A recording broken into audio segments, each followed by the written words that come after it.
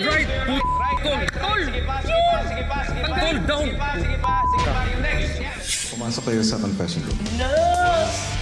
Go boys! Go boys! Feeling ko kayo yung Big brother, naguhugas pa po ako. Paul!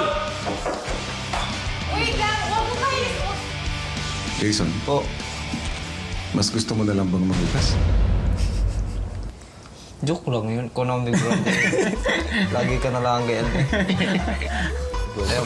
May pasalubong pa sana ako sa iyo. Huwag na. Salamat sa pag-aalala, Jason. Ilagay mo na. Ilagay mo na sa lamesa. Wala na po rin naman. Sige ka, sige. Patingin. Wala naman. Sige. Patingin. Naubos. Buksan mo. Konti na lang po. Apat na po sa aming apat. Eh paano? 5 tayo dito. Hindi sa ilalim. Hindi, yung sa akin ninyo na lang.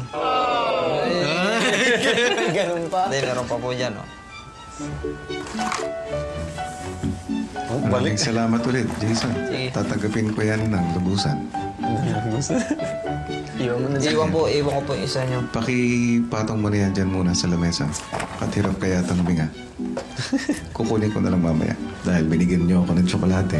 Kaya bibigyan ko kayo ng pagkakataon para makapagplano ng maigi para sa inyong basketball game. I-screen na mo yung nagbabantay sa akin. Screen, gano'n, nakaharap kang gano'n, nakaharap kang... Sa House A, ang varsity player na si Johan ang natural na ginawang coach ng kanyang team.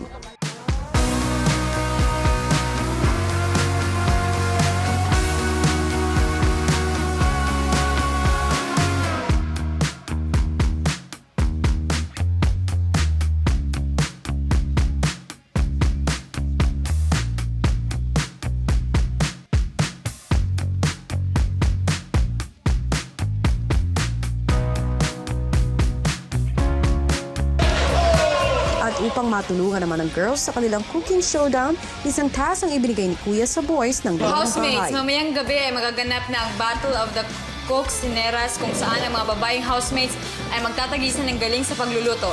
Sa inyong apat, 3 ang maging kakakuha ng pagkain pero ang 3 ito ay naka-blindfold. Basta ang unang-una chicken, tas bawang sibuyas kasi yan ang nakakapagpalayo. Luya, bawang sibuyas. Ang cute, sobrang nakita na ko sa taas na to. Ang mga lalaki, mag-game para kunin ang ingredients at ang mga babae magluluto. Parang bahay-bahayan talaga. Ang cute-cute. Pero ang hirap. Bago magsimula ang pamamalengke, naghabol ng pagpaplano ang boys ng House A. Kasi unang-unang nakukunin daw tinola, pantinola. Oo, pantinola. Hindi yung kagad yung bawang tsaka sibuyas. Alisin niyo na ang blindfold. Yung starting line. Oo, katangkad naman ang taong yun na. Kalaki. Nabigla, tinitigan ko pa. Malaki din ang katawan. Parang to, hindi. Nang nagsimula ng pamamalengke, ang House A pinuntriya agad ang manok. Yan.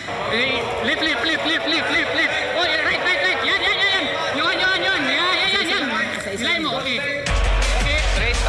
Taas mo yung arms mo, kaliwa. Sige pa, lakad pa, kabila. Sige, yung next. Yan. Pero nang si Jason na ang sasalang, Pushcart mo. Pupunta na sa pushcart mo. Right. Tol. Tol, down. Sa inyong naganap na laro kanina, mayroong nakagawa ng violation.